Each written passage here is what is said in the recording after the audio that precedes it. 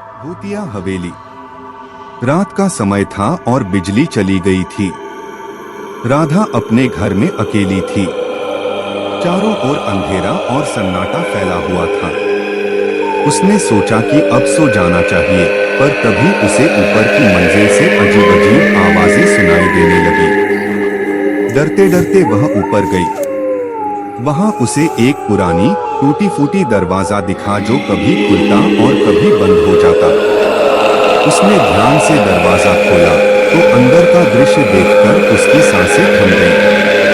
कमरे के बीचों बीच एक पुराना आईना रखा हुआ था, जिसमें धूल जमी हुई थी।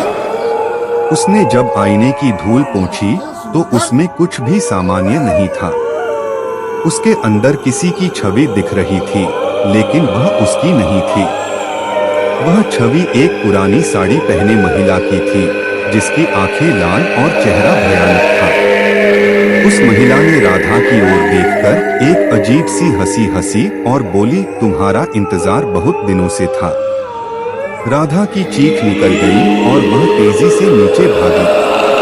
जब उसने पीछे मुड़कर देखा तो वह भूतनी तेजी से उसकी ओर बढ़ रही थी। घर के दरवाजे और खिड़कियां अचानक बंद हो गईं और चारों ओर अंधेरा छा गया। उस रात के बाद राधा का कुछ पता नहीं चला।